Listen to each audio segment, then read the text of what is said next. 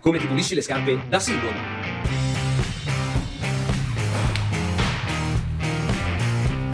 Come ti pulisci le scarpe da non single.